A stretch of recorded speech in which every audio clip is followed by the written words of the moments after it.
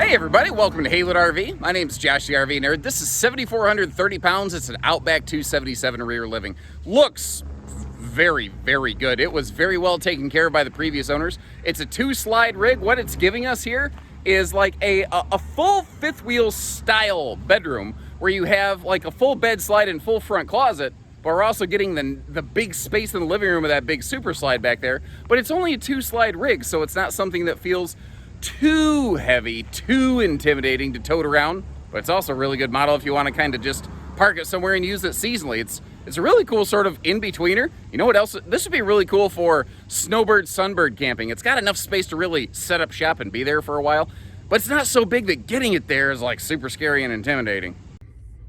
And whenever I do these videos, first I go through and take my photos and I try to identify potential areas for concern, points of concern, things you need to know about.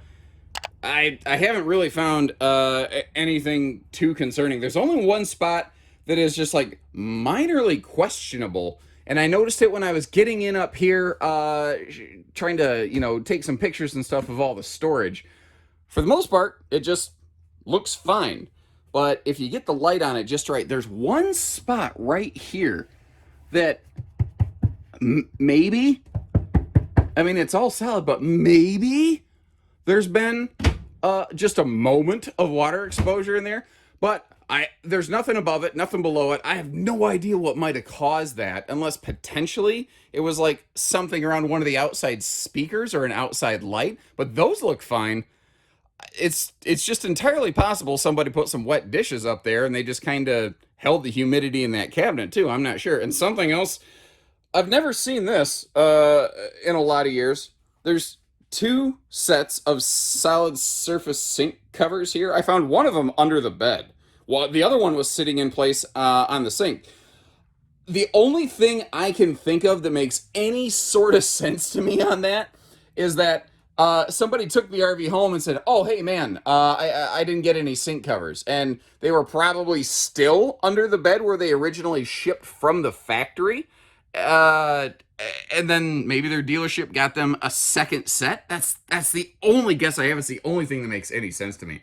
But enough about that. This is a classic rear living room layout. We've got lots of seating. We've got just windows galore on this thing. So you have awesome light, awesome airflow. Admittedly, the windows are mostly on the driver's side of the RV as opposed to the passenger side. So you'll have to kind of decide, how important is that to you? The big vaulted ceiling up here is something I really like because it really opens things right up. Also, you see that you have a nice larger vent fan here in the living space. Now, that's not there just for window airflow. This is the fine detail stuff I like to point out to you. You notice how that stovetop vent hood doesn't actually go all the way against the wall? That's because that does not actually ventilate heat. It's a charcoal filter, which is going to take the smell out of the air from cooking. But they are really relying on this big vent fan up here to exhaust the heat and the humidity from cooking. That being said, those big vent fans, they do a heck of a job. So it's not necessarily a bad expectation. Now, I noticed one interesting thing. Like, you start looking around all this kitchen storage, there's a good amount of storage here. I love that big overhead cabinet with the kind of mini shelf back there. Solid pantry space, 8 cubic foot fridge freezer, by the way. But one weird thing I noticed in the kitchen is, other than under that pantry, there's no traditional just like drawers in here. There's the big pots and pans drawers, but it is maybe a little lacking on silverware drawers. I don't know. Maybe the drawer below the pantry is going to work just fine for you there, and I'm just kind of overthinking it. That's entirely possible. Now, this RV, there's a couple campers I've been in over the years that have a certain kind of interesting thing going on. By the way, this is just at a spot that the camera is, it's hard to showcase this over here. I don't normally go through and open cabinet doors individually as we go, but that was just in a funny spot. But this one has like a party flow kind of feel, because you've got 2 entry doors, and I don't really know which one you consider the main door. You've got the chairs the door by the chairs, which I think usually you'd call the main door. A little look at me in the mirror there. But here we've got our master command center, and usually that's located by the main door. That little remote control, by the way, can do a bunch of different things. Like if you want to, let's see if it's still the default code of 4 zeros. Yes, it is. We can run our slides, we can run our awnings, and the awning lighting off of that. This doesn't have power jack, so it doesn't do any of that kind of stuff. But you've also got your control panel for your big Max Air vent fan right there. Now, where this is really cool is for travel and road mode access. That bathroom door is right next to the main door. And that's one of the things that, I mean, you can get through this camper pretty well when it's closed up, but I think that front door is actually going to be your travel door. And then I think when you get to your destination, you're going to kind of pivot, and you're going to use the back door as your primary door. I don't know. I could be wrong. It also just might depend on what kind of campsite you're sitting at. That could be a factor, too. That vaulted ceiling, by the way, is going to be very handy for our taller folks because it'll allow you to actually stand up in that shower. Now, this is 50 amp, which means that if you want to, you could install a second air conditioner up there, which I tell you what, like I said, it is a hot day today. I wish somebody would have done that, and I wish that this RV would have been plugged in, and I wish that I would have been running both air conditioners because I'm about to lose 2 pounds of sweat equity over here. Pretty good storage in here because, again, this is like a fifth wheel bedroom in a travel trailer, but the underbed storage is a little interesting. First of all, you just have to lift the mattress, and then you have to kind of hook the decking under it on the bed slide rollers because the bed base doesn't move. I've never really seen a manufacturer do that before. It works. It's not really hard. And in a way, I guess it makes sense because that's a 60 by 80 true queen. And if you swap that out for a big, heavy aftermarket residential queen, normally gas struts, well, they ain't going to cut the mustard. And, well, I guess here, it always would. And now, lights out, slides closed, travel and road mode. Remember, with the door to our left, you can get to the bathroom absolutely no sweat. That's not blocked off at all. But what's nice, with one slide, when that living room slide is closed, it really doesn't stop you from getting through the RV. So you don't have to use one or the other door for travel. Where that's really handy is if you have the RV in a storage facility where they're parked really, really close together, it gives you 2 opportunities to get into the camper. The one other thing I want to show you is you do need to twist that recliner to close the slide. Otherwise, you're going to play Crash 'em Up Derby. And no matter whether the chair or the slide wins, you lose. And I figured I'd kind of start over here on the door side, kind of in the patio space, because this one, it has a real, like, kind of, even though it could be just a cozy singles or couples camper, it's got a real sort of, like, flow to it. And I think it's because, kind of like I said inside, I don't know which door I really consider the primary, especially considering they're both nicely covered by the power awning. And did you notice the awning has a nice aluminum shield on it?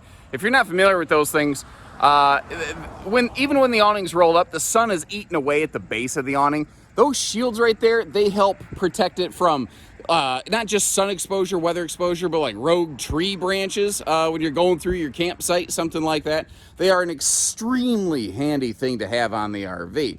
That right there, Outback's been doing that since really almost like Outback's inception. That little mini camp kitchenette, it's got a little 2-burner stove top, a pull-out cutting board, what I call the dog dish style dump sink. It's simple, but it's effective, but it's always really surprised me how little those are ever used. Almost every single Outback or any RV that has that feature I've ever seen, it's like that thing is virtually brand new and has never been touched.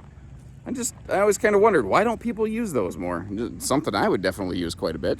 Now we got, we're backlit to beat the band today. Normally I try to get things parked nose to the sun so you can really take a look at the nose cap. But if I get up here close, you can see there's no peeling or flaking or fading or anything scary or weird like that.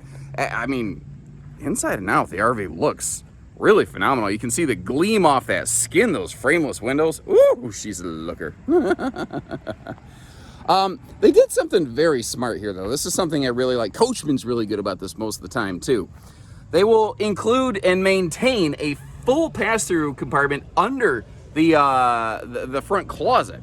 There's so many manufacturers, when they give you a front closet, you lose your front pass-through, and it means that basically, otherwise, this would be the only outside storage you would have under the headboard area of the bed. Thankfully, you know, they are giving us a little bit more than that.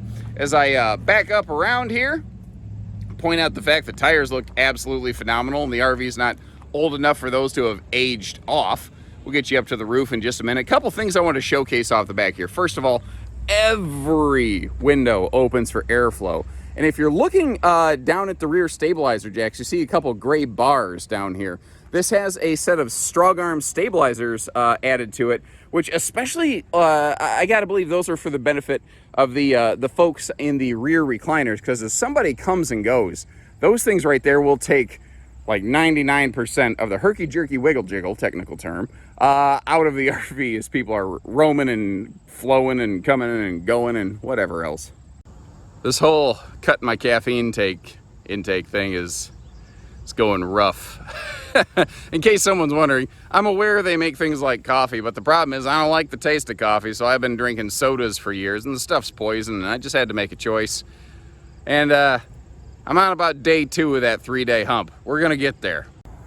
And the roof looks just about how I expected it, which is good. I can see that it's been cleaned, maintained regularly. I can see they were doing some proactive touch-ups on some sealants around various fixtures. Everything up here looks very good. I've walked all over the roof. Haven't located any soft spots or ripply areas where maybe they had a leak or anything like that. This is what you want to see when you're getting into a used RV right here. So thank you for joining us today.